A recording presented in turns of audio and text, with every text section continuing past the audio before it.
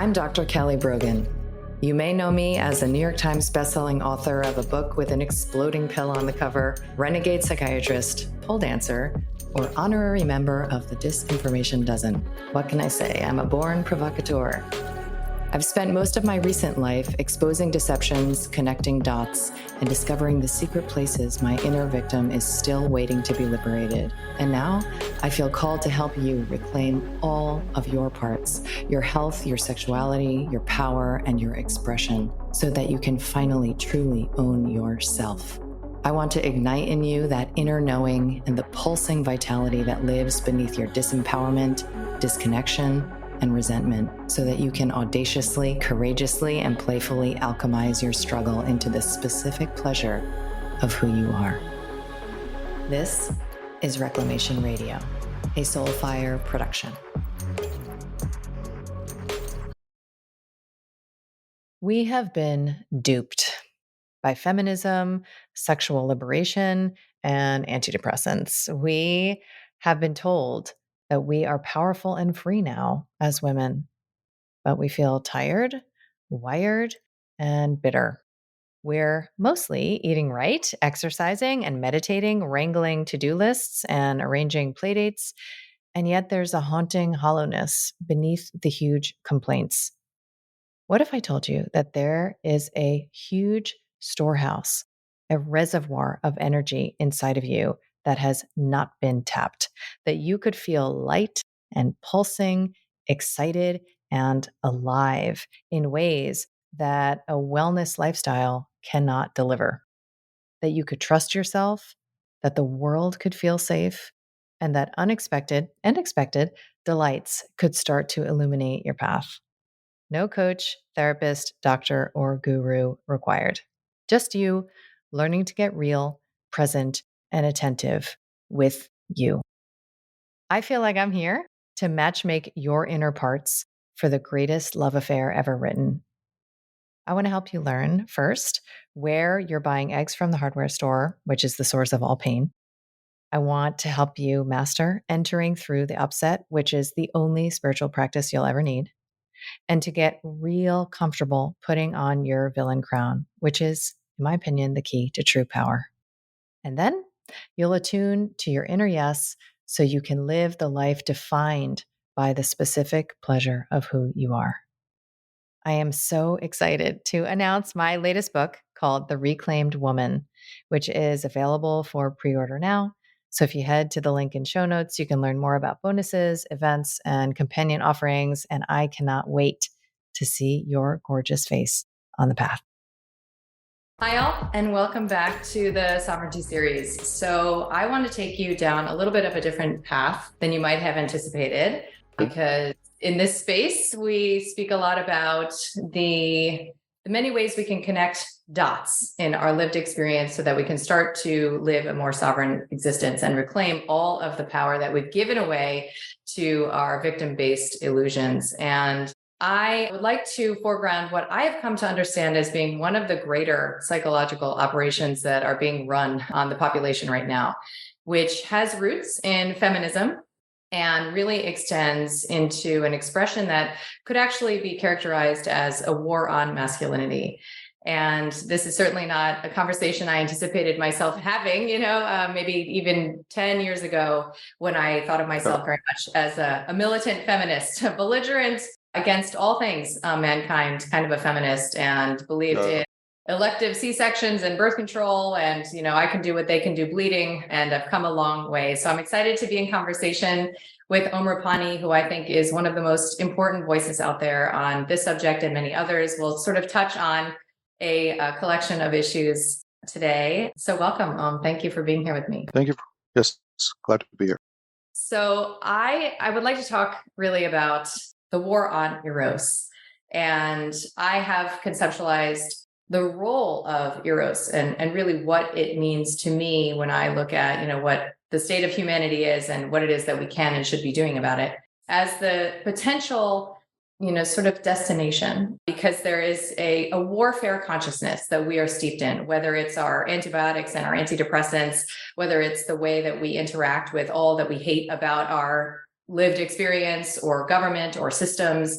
And it's certainly very present in the patterns of our romantic relationships. So if we can transform this warfare consciousness, where are we going, right? So one of the places where we might be going is into complementarity and the ways in which we can organize ourselves into mutually beneficial roles. So I would love to really begin with your take on Eros, what it is and why you think it's such an important topic at this moment. My approach has always been very practical, very pragmatic. I'm not an ideologue. I'm actually very liberal and uncommitted as far as ideologies are concerned. I am interested in what works. I'm 52 years old right now. Anybody of my generation or younger generation, we all grew up feminists. We are all in the soup since the 1960s. You can't really avoid it. Even when you think you're not, you are. Even the people in the Midwest who may think they're traditionalist, they're all feminists. We don't even have a conception of what it means to come out of it. We have received a certain message about masculinity and femininity, and we are imbued in it, and we grew up in it. And we all want to be successful in life. Women want to be successful women. Men want to be successful men. Men want to know how they can be successful with women. What is it that women want from men? How should they be?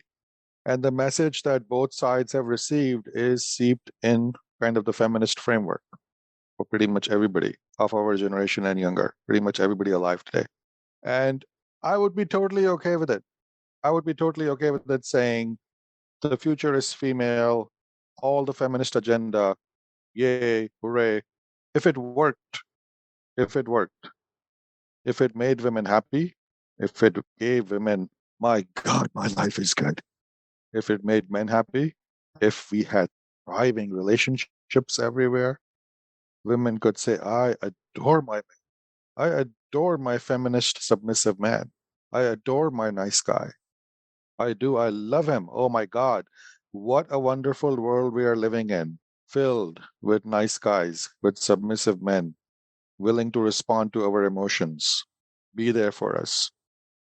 It's not working. Mhm. It's not working. The results aren't there. Yeah. Women are not doing that well. They may be doing well financially. They are not doing that well emotionally these days. They're not feeling great about themselves. They are not happy in their relationships. Their relationships are a mess. They're not doing great in their life choices. They aren't.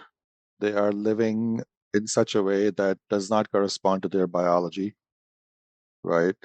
Your own gynecologist will tell you your fertility peaks at 28. Your own gynecologist will label your pregnancy at 35 a geriatric pregnancy. This isn't ideology, except women are zipping by their peak fertility at 28, not even thinking about getting married or having kids till mid 30s, not being able to conceive, being really old by the time the first child comes, then coddling that child to death, spending a lot of money, a lot of misery in artificial fertilization. It's not an easy process. I have friends who have gone through it. Your life choices aren't working. Your lives aren't working according to this agenda. Men are miserable. Men are flailing around.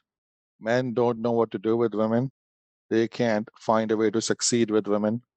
This model isn't serving us. You want to destroy polarity, turn women more masculine, turn men more feminine. Let's try it all. We've run this experiment. If the results were, oh my God, have you ever seen such a thriving population of men and women? We finally cracked it. We finally figured out what the stupid things we've been doing for hundreds of years, and we finally adjusted. And look at us. This is the kind of progress we have made in medicine, in other areas. We have reduced poverty. We have increased our health, our lifespan. There has been progress in the world. I don't see the same progress in man woman relating. I don't see the same progress in family life. I don't see the same progress in our happiness in relationships. So the model needs to be reevaluated, right? It's really not working. And I approach it from that perspective. What works? What's effective? What adjustment can we make post feminism to get back to the goodness? And that's my investigation. I want to fix problems. I want to make things better in my life and other people's lives. I want relationship to be better. I want eros to be better. Our fertility rates are dropping all over the place. That's a big marker in society. When your fertility rates are dropping, when reproduction rates are dropping, that's a downfall of a culture. That's a downfall of a society. That is not a mark of success, right? So if we don't look at this and think, hey, this is not working, something needs to be adjusted, I think then we truly are being willfully ignorant. Then we are so gung ho on our ideology, like, I'm going to take it to my grave, but I will not change. Your choice, entirely up to you.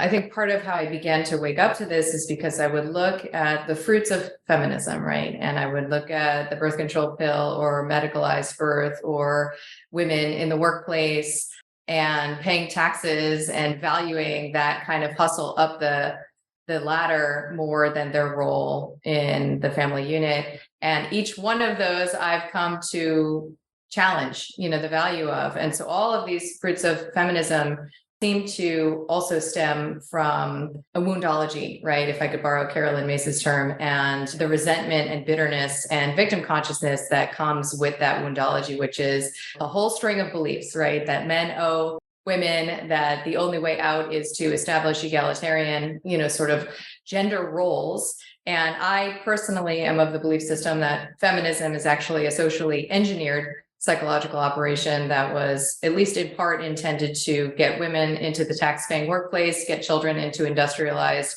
factory oriented schooling, and to fragment the family so as to remove the protective influence of the masculine figure. And so here we are, right, in this sort of charnel ground that you've described. Yep.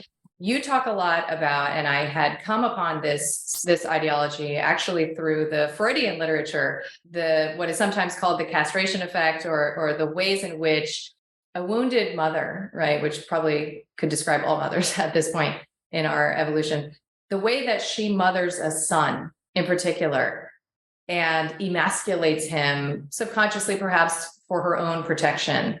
And you see that, as do I and many others, as the root of a lot of the tension that is, to put it euphemistically, that's created for men right now, right? That they have to be nice boys that mommy loves and feel safe around. Yeah. But then the women that are seeking to relate to men as adults want these alphas, right? We want a man who knows how to be an actual man.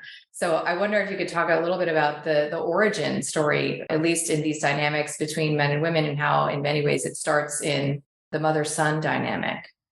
Yeah, the damage done in that area is absolutely incalculable. You speak of feminism being a deliberate sabotage ploy.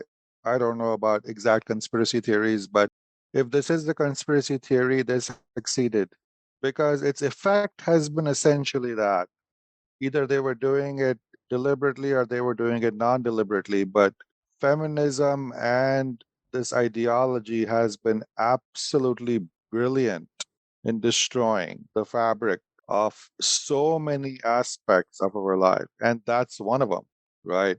Single motherhood, right? I came to this country in 1983 at the age of 13. Any immigrant who comes to this country watches a lot of TV. And I have been seeing single motherhood glamorized and pedestalized, worship. Ooh, the poor single mother.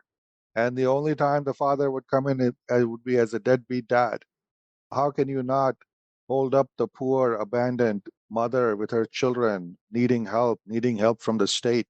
And oh, the terrible men abandoning their children. Yeah, good narrative. Is it true? Is it really true? 85% of divorces seem to be filed by women. Women break up most of the engagements. Who is destroying the family? Who is ripping apart the parental unit? Why are they doing it? Right? And the result of that, both on men and women, but I coach a lot of men. Without exception, it almost seems these days, men have been raised by mothers and absent fathers. And that's destructive enough. What goes beyond that is the mother they were raised by was not a very big fan of masculinity, was not a very big fan of their own father. So you got all these boys, first of all, who don't have a father figure, who are being raised by an angry, resentful mother who's telling them men are crap, your father is crap, our life is worse off because of your father, my life is worse off because of your father, even when he's absent. The level of damage this does on the psyche of boys and young men is incalculable. It's incalculable. Sometimes I wonder whether it's even reversible Mm. because it goes in there very early.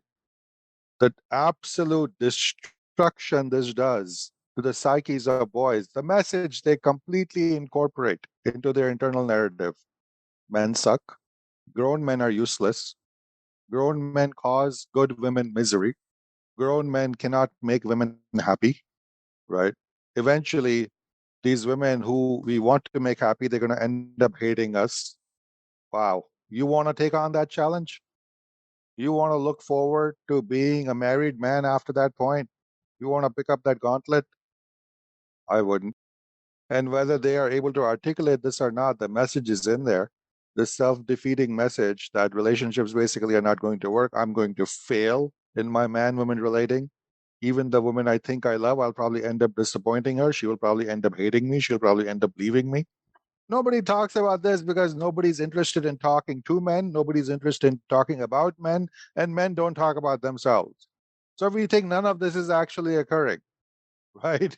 But this is like, you know how they say sometimes, I've heard this, that children sometimes, when they are hard of hearing and they have not been diagnosed with hearing problems, people think they are stupid because they don't respond. So people think they must be dull. It's a stupid kid. No, he has a hearing problem. He can't hear you. I feel kind of a similar problem going on with masculinity. Men don't talk about these things. Men don't hold up placards on Washington, D.C. Now, these days, they are a little bit more. So we think everything is fine. Men are fine. Men are still the evil patriarchy. And inside, these men are destroyed. They are so filled with self doubt. Their esteem is so damaged that and on the outside you're telling them you are the evil power that needs to be taken down. Men aren't feeling terribly powerful these days, I gotta tell you. Young men are not feeling terribly powerful and esteemed. They don't feel like villains. They feel like they should just crawl into a cave and die, that they are no good, never will be any good, nobody wants them, they're not good for anything anyway. So if there was a conspiracy to destroy a culture, they succeeded. There's no better way than to say we are going to take a generation of men in a country and we are going to obliterate their self image. Congratulations, we are there now. Deliberate, undeliberate, I do not know, but it's here, and it's Right. tragic. It's heartbreaking, right? And then what happens? You think any part of society is going to remain isolated? No, these are the men that, for better or for worse, you women now have to partner with. And how great is that? And then the litany starts. Men today are boys. Men today don't have a spine. Men today are not growing up. Men today can't hold us. Men today have no confidence. No shit. Really. What do you think was going to happen? Have a generation of men raised by angry women who hate men. What do you think was going to happen? We have a problem. Yeah. I mean, I'm very interested in, I do tend toward the conspiratorial mindset, and I'm very interested in the role of trauma based mind control. And I know that if you want a population that is living with a baseline of fear, you create the conditions for there to be an absence of this vibration of masculinity, right? Like Yeah. I was watching this show Outlander recently, and I've learned a lot about man woman relating from that show, actually.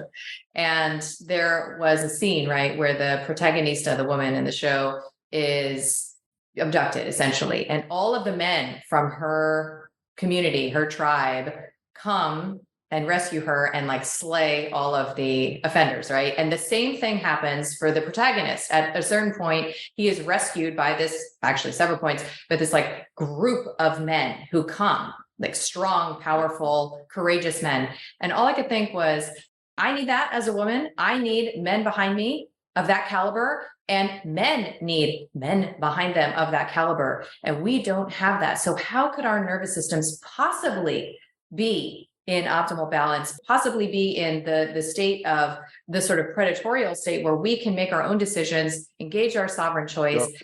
We are very vulnerable right now, whether you're looking at it through that lens or just sort of having ridden the different waves of moving from heart disconnected polarity in the 50s where the housewife was doing her job and her role and the man was in his role, but there was a lot of lack of sacredness in the dynamic, and we needed to go there. Yep. We needed to swing all the way into this feminist pole to really make the conscious choice. And I want to talk about that at the end, what conscious kink is and BDSM and where that fits into this sort of menu of choices that we have.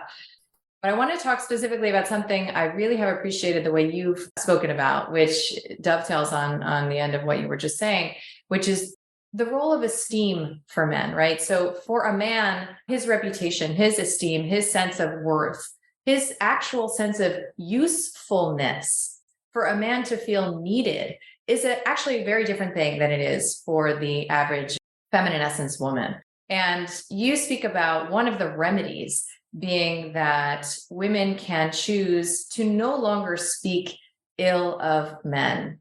And I had come to this practice maybe a month before I watched your first video that I came across on it, where you talk about speaking ill of men and what it actually says, not only about the woman's relationship to men and masculinity, but actually about herself, when she is in a practice of speaking this way about men. And obviously we do this, I call it commiseration communication. We do this as women, we do it. And Yep. I have an agreement with all of my girlfriends that we catch each other when we're doing that, whether it's about, the pool guy or the husband. Enough. And so I would love for you to speak about, the role of that commitment, and why should we engage in sort of speech hygiene when it comes to, the way that women speak about men in general. Well, in a way, I think the two big topics you mentioned just now, they're very interrelated. Maybe we can start with the first one and kind of see how the other one shows up. The first one is about men being fearless, men being protectors. And you need a certain element of dangerousness in men for them to be able to fill these roles. If you're going to go protect your women, even if you're going to go protect and rescue a man, you have to be willing to face danger. You have to be in touch with your killer. You have to be willing to sacrifice yourself. You have to be willing to do harm. That's what it means to be a protector. You can't be a protector if you're not willing to get into confrontation. You can't be a protector if you're not willing to attack if that need be. You need to be fearless. You need to be strong. You need to have that as part of your character. Now, that part has been systematically destroyed.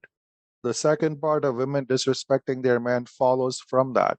The first part is this is again, so this is not even like we are talking about the angry feminist in the origin in the 1960s. This is like literally a couple of weeks ago. I mentioned this in a video about women are paying the price for the destruction of masculinity. I mentioned some very specific points because I really like to be specific. I don't like to talk in generalities. One of the points is the feminists are saying these days, we want men to be afraid of women. I'm like, really? Are you sure? But they are saying it. You can probably find this on YouTube. There was a panel on Piers Morgan, and he was talking about men don't want to marry these days. Men don't want to approach women these days. Men are dropping out of the dating game or the mating game or the marriage game. And he was saying, isn't Me Too partly responsible for this? You have made it so difficult. You have made it so punitive for men to even approach women that they're afraid. And the feminist on the panel said, good, Mm-hmm. good. I want men to be afraid of women. Well, that's Really. how you punish the bad daddy that way through projection. No, no, well, but here's the thing. Those are not going to be your heroes. No. You think that is what inspires a man to be your hero and your rescuer and your protector and your defender, that he's afraid of you? Are you kidding? No. And the tragedy is the feminist has succeeded. Men today are afraid of women. Men today are afraid of women. And you know what that evokes in women? Disgust. Yes. So if out of that disgust they start bad mouthing men, that part actually is natural. Mm-hmm. That's actually the natural response in the feminine when they see a man who's that weak. So this is what you're creating. These are the dominoes. You want men to come on college campuses and you want to sit them down and tell them, don't be rapists. Be scared of women And feel your feelings. That's the other part of and the feel your psyop. feelings. And you have succeeded, and men are terrified. They're absolutely terrified of women these days. Your last vice presidents, Pence saying, I don't want to be in a room alone with a woman. It's not a heroic statement. It's a practical statement based in fear. He is saying, if I am alone in a room with a woman in today's climate, she could destroy me. That's the way you've rigged the game. That's where you've brought these supposedly guardians of patriarchy. White men don't get whiter than Mike Pence. Mike Pence is saying, Mike, that was his name, right? The vice president? That I don't want to be alone in a room with a woman. It's not judicious for me. That's a man afraid of women. So, congratulations to feminists. You've scared the most powerful white men in your society, the keepers of your patriarchy, so called, in being afraid of women. And what is your response as women to men who are that afraid of you? It's revulsion. Mm. You want to gouge those men's eyes out, right? Are we allowed to curse on your broadcast? Yes. Go for it. You certainly don't want to fuck them. You don't. They don't evoke your arousal. They don't evoke, like, I want that man. Ooh, the man who's so afraid of me. Ooh, come take me now. No, it doesn't work that way. It evokes disgust, it evokes revulsion. Every primal circuit in your brain says, this is not the guy to be with. How the hell is this guy going to protect me if he's afraid of me? Right? Because if you need protection, that means bigger villains than you have gotten hold of you. If this man is afraid of you, how the hell is he going to face bigger monsters? It doesn't compute. You want your man to be a fucking monster and be your monster. That's always been the logic. You want a man who's a killer, but who's your killer. That's always been the equation since caveman days. Get me the most dangerous man who can kill on my behalf. Get me the most dangerous man who's not going to kill me, but is completely capable of killing me. That's the one I'm going to open my legs for because that makes sense. Because this world is terrifying and it is filled with horrible people. And you are a frail little woman with two babies on your tits. You can't do anything when you're that vulnerable. You need protection if you're going to procreate. Who is going to protect you? Men who are afraid of you? No, your entire system says wrong choice, absolutely wrong choice. And if we as a culture, including those dark edible mothers, are creating sons that are such milk toasts that they have no edge to them, we are fucked. You've also talked about two other corollaries to this, which I think are essential because this disgust is the barometer. Almost every woman I know can relate exactly to what you're saying. And one of the corollaries is that we have girlfriended our partners, right? We want to be able to chitty chat with them and we waste the currency of their Yep. the greatest superpower, which you say and others say is their attention. And then we also are encouraging culturally, which I think is a part of this psyop, men to feel their feelings. Isn't it time for men to get in touch with their emotions? And you have, I think, spoken to this so powerfully because that sounds like a nice idea. It sounds like a compassionate idea, actually. But is that what men need to be doing in order to get in touch with their power? And is that what women actually want men? Do we actually want hysterical, tantruming men? Or does that sort of clench our rectums, as you say, right? Does that also inspire disgust? So I think that those are other, parts of It, this it, equation. yeah, Mhm. it does inspire discussion. And I think there's a false premise in the middle of this argument, which is we are equating men being emotionally complex and mature beings with men being emotional. Mhm. There's no equivalency.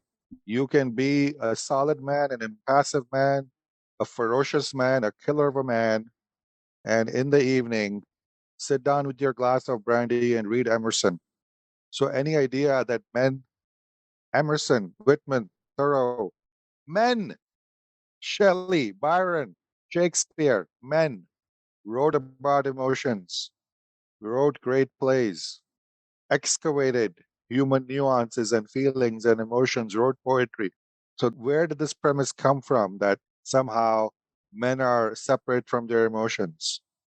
We never have been separate from our emotions. No, the bullshit is, do you actually want emotionality in men?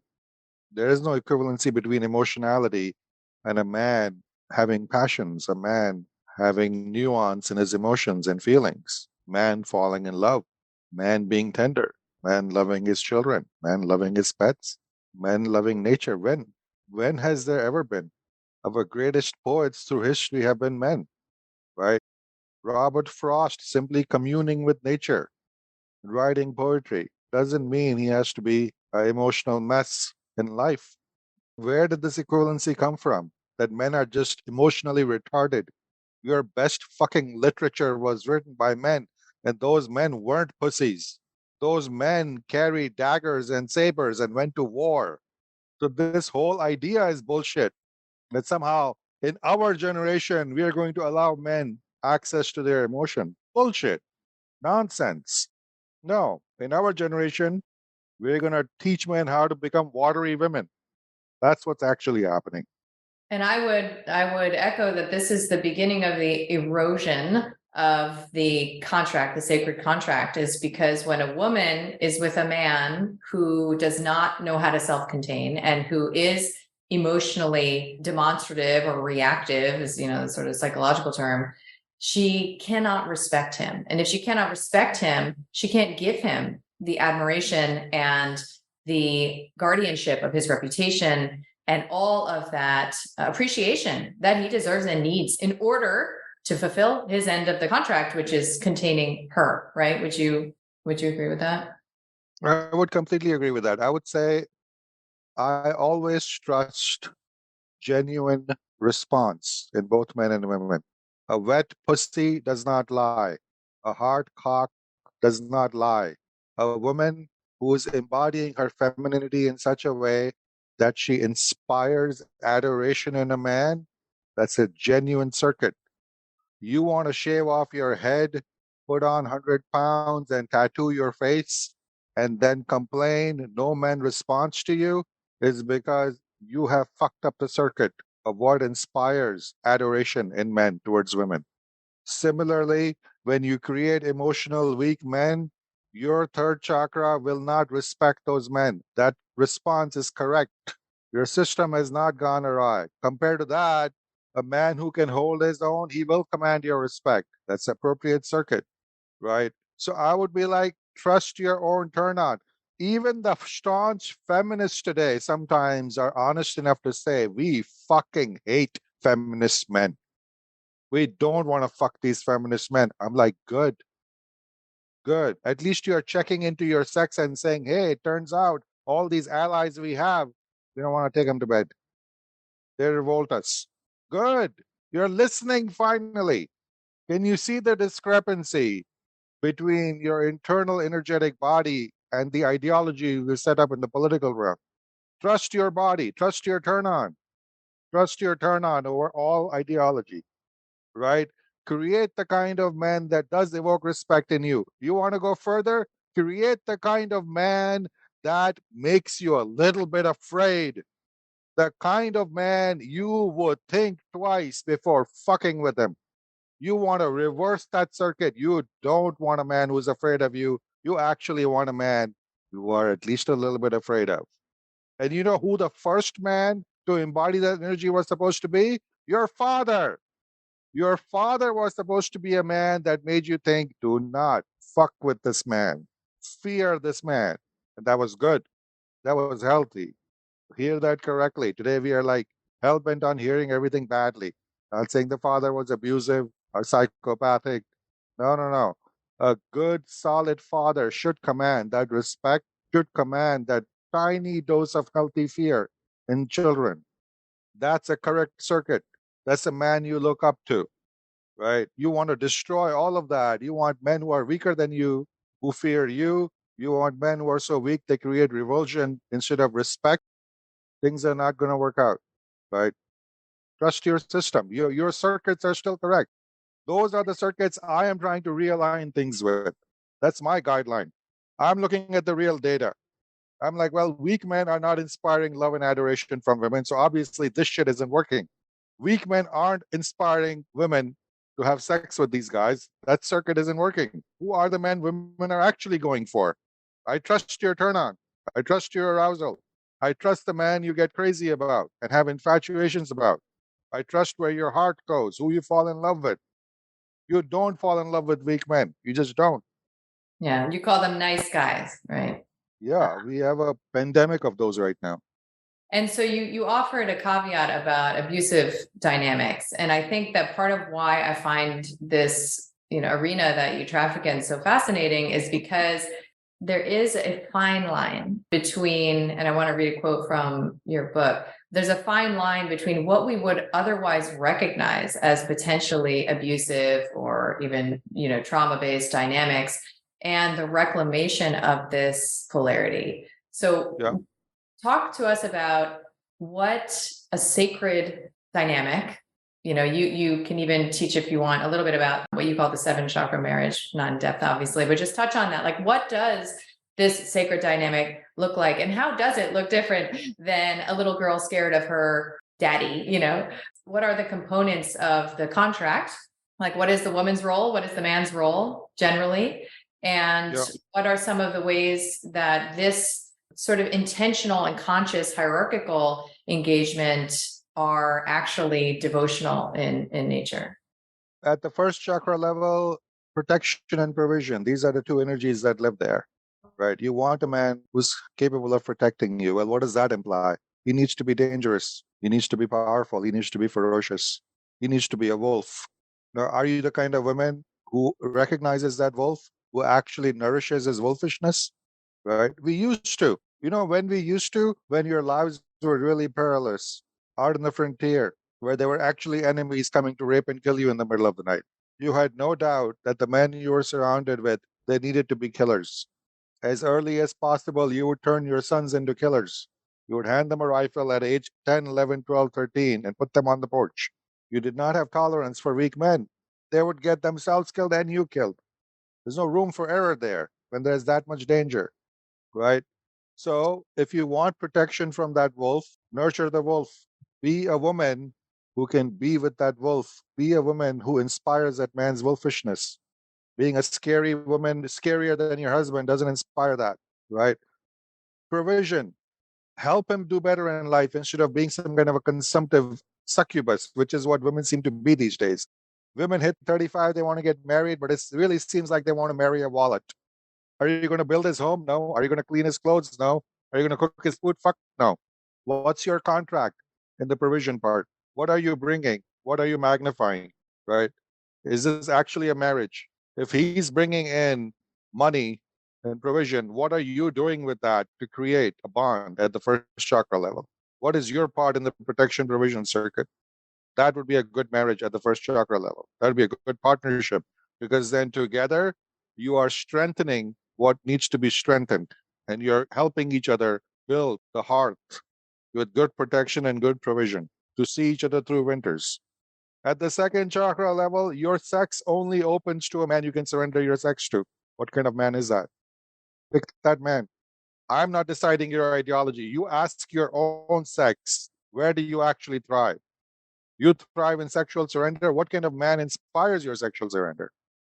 The boy who's afraid of you, or the man who knows how to handle your body and take you into subspace, into your sexual surrender, who knows how to take you into your suppleness? That would be a happy second chakra marriage. At the third chakra, what really works? What really works is a man looking at a man and almost can't believing I have this man. That's a happy thing at the third chakra, where the woman looks at the man and like, look at this guy. Wow, that's my guy. That's my man, right? And it's also great if the man can look at the woman and almost feel that same adoration. Can't believe she's with me. Look at this amazing woman. If they both feel that way, that's a great fucking romance, right? But do we have that these days? Are women living in such a way that men can give them that adoration. Are you going to decide your own rules? I'm going to have a triple digit body count, but when it's time for me to settle down, you should just think of me as that wonder. Like, no, sorry. You don't get to determine everything. Men have their own standards about which women they're going to be with for a night and which women they're going to say, look at this woman. This woman has value. This woman is a prize. And I have this woman, which means I must be doing something right in life. And I want to keep this woman happy. I want to be deserving of this woman. That's a great circuit to have. Are you creating that? Are you just demanding men just give that to you? Are they giving it to you? Is it working out? Right? Just those three levels are enough. We don't even need to go higher. If you can make those three levels work, that's a brilliant relationship. But we are stumbling and falling at each one of those. Make those three circuits work, and you've got a great relationship. I'd love for you to talk a little bit about containment Good. because you have a whole video series, which is incredible about it. And you give this example that I thought was extraordinary about the hug Yeah, illustration. And that, if a woman's offering, devotional offering to a man is to guard his reputation, to show him appreciation, to make him bigger, as you yeah, say, and the exchange is this containment offering absolutely. from him. Speak a little bit about that. I wouldn't even put it as an exchange per se. I would say this is one of the gifts the masculine has to offer the feminine is to offer her containment. And again, to give that containment, he needs that first chakra in place. He needs his own strength, his own stoicism, his own wolfishness, his own bigness, his own lack of emotionality, so that he can offer this containment to his woman. He can make her feel held and grounded, right? It doesn't mean processing her every day and being her girlfriend and listening to everything she has to say. But it does mean giving her this energetic and emotional containment, especially when she's flailing around, right? And sometimes a great hug and a hold between a man and a woman does that. But as I explained in the video, it isn't necessarily about the physicality of it. Because the example I give is, give your woman a nice big hug like she is your mommy, and she probably will kick you in the nuts and slap you in the face and tell you to get the fuck away from me. She will feel the energy, right? Women are already sick these days of being their men's mommies because that's the Oedipal complex coming back to hit you in the ass. There's so many of these problems happening. Boys are not growing up; they're growing up with the tantrums of their mother, and that's what they think intimacy is, and then that's the energy they're bringing to their wife, and they're like, "I got a boy at my hands." And as I gave in the example, the boy could be 200 pounds of muscle, right? And it's still the energy is the same, and the woman's like, "I can't stand it when he touches me." Because he's still a 200-pound, 7-year-old boy wanting mommy. And she feels no containment from that. She feels no security in the first chakra. She feels no real power, even though the man is built like a mountain physically. Emotionally, he's still a 7-year-old boy looking for mommy, right? And without that containment, you women are going batshit crazy. It is like the most widespread energetic problem I see in women's bodies. It is manifesting in so many ways that you don't even have language for it. I think it is what's mainly at fault for this quote unquote masculinization of women because they're having to self contain.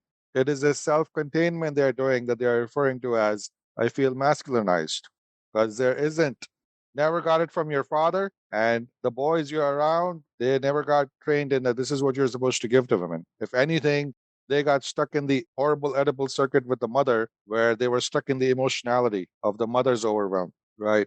They were getting containment from their mothers, which we really should not be getting past the age of 7 or 8, right? And then they come to you expecting that from you, thinking that's what feminine love should do and deliver to men. And you're like, get the fuck away from me. What are you talking about? Revulsion, once again. Revulsion is what that creates in the feminine system when men come to you for containment, right? And this illness seems like all over the place. Is that every other conversation I have kind of treks back to this. The basic complaint women are making these days is there is no way I want to be with this man. I just they literally make a gesture of revulsion. They make a gesture of cringing, like their energetic body cringes when the man approaches them.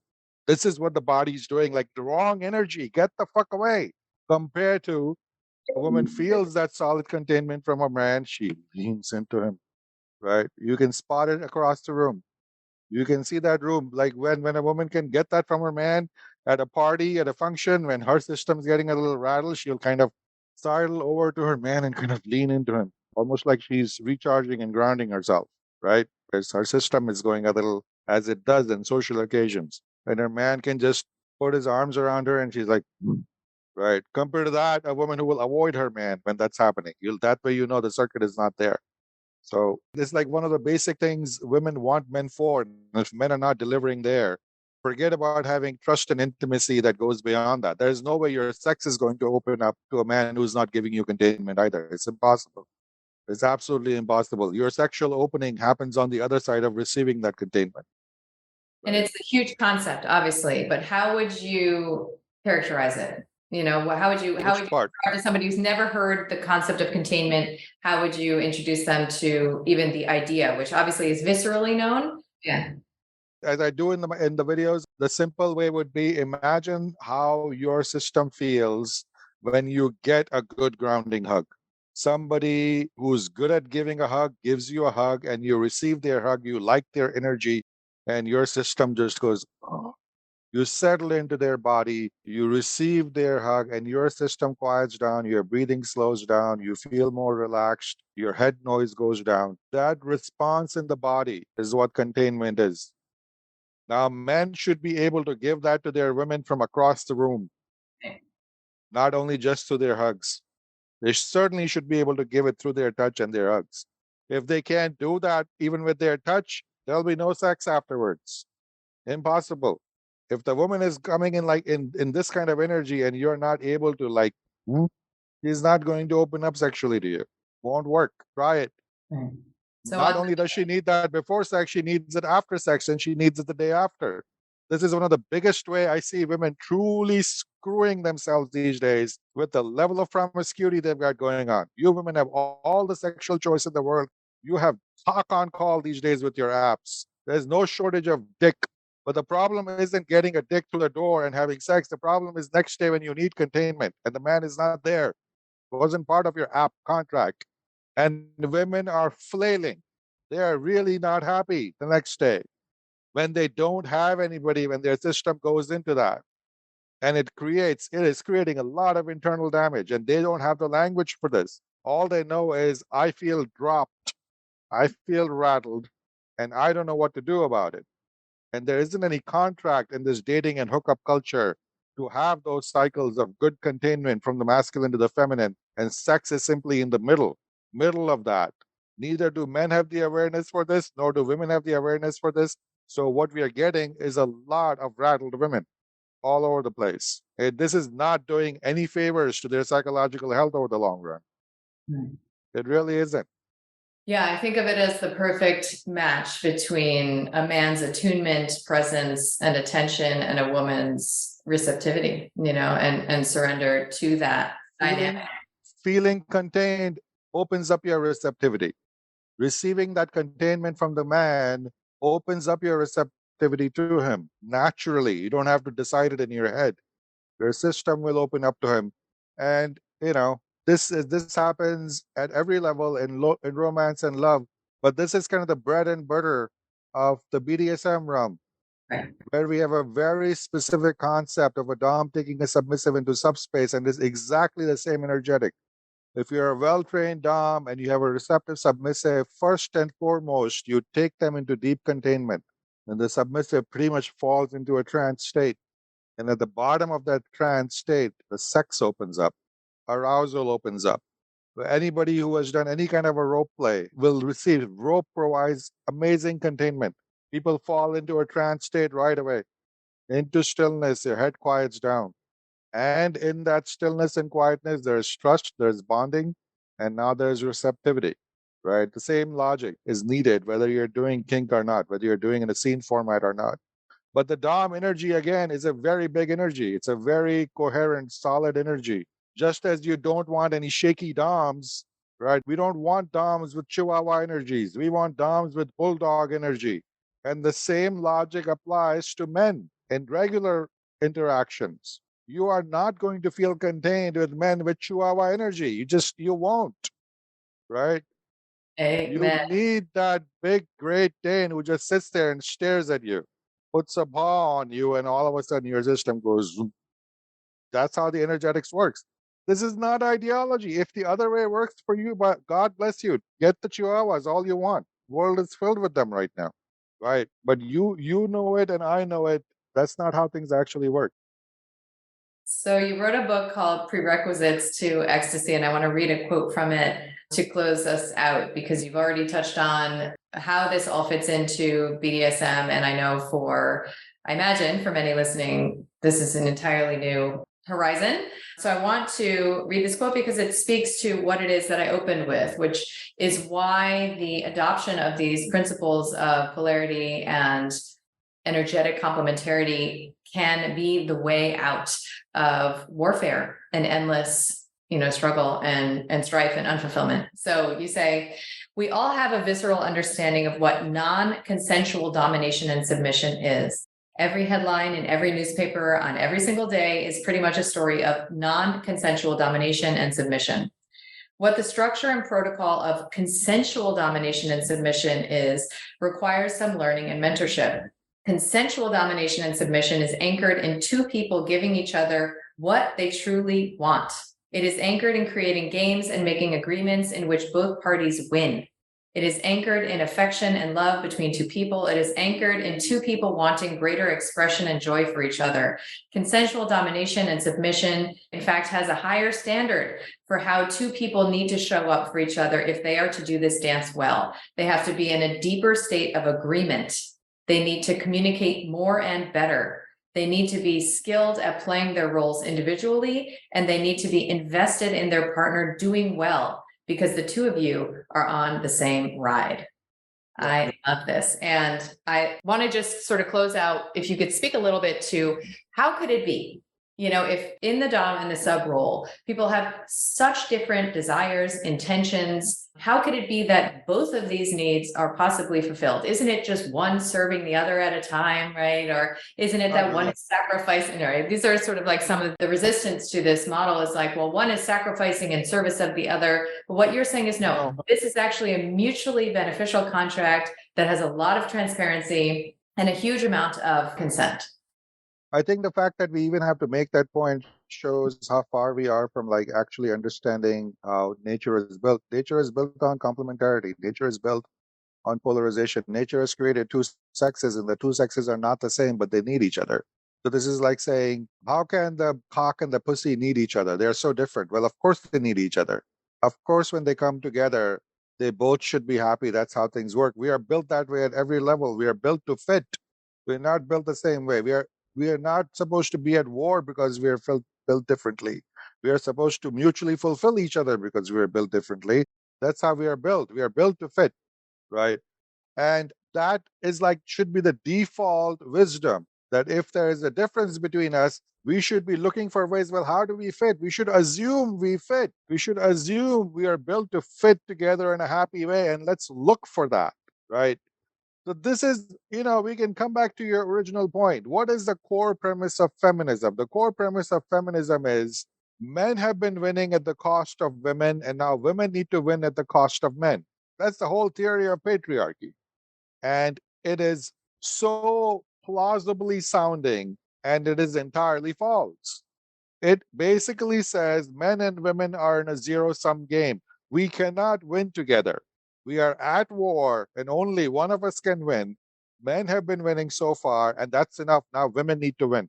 That's why feminists will say if men are failing, good. Men are dropping out of colleges, good. 65% of college is filled with women. Men are not going to college, good. It's our turn.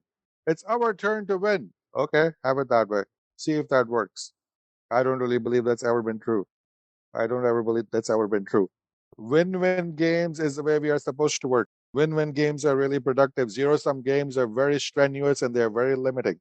Zero-sum games are the games of hustlers. You always have to watch out for number one. It's very isolating. It is very stressful. Part of the reason women are so stressed out is because they're locked in this zero-sum mentality that I have to win at the cost of others. I cannot be in an interdependent win-win relationships with men. That's an exhausting mindset to have, right? Create win-win relationships. There's an artistry in that. There's an artistry in creating that. It is the very common analog for that is ballroom dancing. You need your partner to play a different part than you. That's how this particular dance works. You're not doing the same dance like two tap dancers performing in front of an audience. You're dancing together, creating one dance, but your steps are not identical. And one is not winning at the expense of the other. You're creating this one beautiful dance, making each other brilliant, right? When I took my ballroom dancing class, the instructor would repeat over and over. He says, you know, why women have more steps in it than the men is because the men's job is to make the woman look good. That's what you do in ballroom dancing. Usually the man has fewer steps. The woman has many more flourishes in her steps. She's more beautiful. She's more feminine. It's better to put the woman on display. And you're going to help her be brilliant. You're going to help her be more beautiful. That's one of the functions you will perform in this dance. Excellent. Complete yes to that. Doms will do the same thing for their subs. Doms love to see their submissives getting off. Our brilliance is in taking you on a big ride. Men are desperate to make their women happy. Men don't want to be happy at the expense of women. Men can't even compute that when they are buying women, when they are buying strippers and prostitutes. They want to be good to them. They want to deliver. They don't have to, but their mind goes, was it good for you? Here's a gift. They actually want to make the woman feel good. We can't even completely, unless the man is totally psychopathic, when men have a very hard time even completely going into a mindset that I'm just going to get mine and screw the girl. Really, our esteem is not built that way. Our esteem is, am I offering something to the woman? Did I move the women's system in some pleasurable way? Did I give her pleasure? Does she like me because of it? Men are built to please women. So we are not in a zero sum game with women ever. We've never been. Truly. We completely believe that if I can please you, if I can give you an orgasm, if I can put a smile on your face, that says I'm doing right as a man. I'm doing something good as a man. And I think that's a healthy instinct. So we are not stuck in a zero sum game with you. It's women with this ideology who are stuck in a zero sum game with men. Men are still sitting back here saying, I don't know what to do. All I want to do is make this woman happy. And I just don't seem to be succeeding at it very much. And they feel demoralized. We are made for interdependence. We are made to create win-win games together. I would argue that the poisonous nature of this ideology is also pitting women against women. It's the same energy that actually is responsible for, sister shaming and the competitiveness between women rather than sort of bringing all women bringing all women up. And I actually think that a lot of the subjugation of women now is being perpetrated by other women. I mean, it's like a full circle, snake eating its tail kind of phenomenon. So I can certainly second that when I talk to women about when they, certainly if they leave the ideological line, they hear from women very quickly, right? I mean, I tell people we are in the 21st century and we think, we must be so sexually liberated by now. We really aren't. We seem to be going backwards.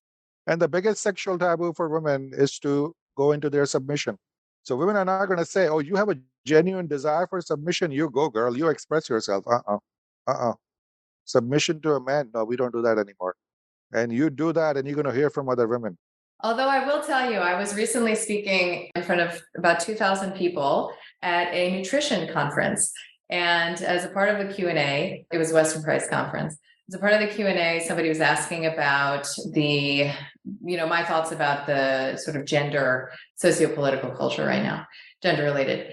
And anyway, as a part of my answer, I said the phrase, I don't know any women who don't want to be well handled by a powerful man.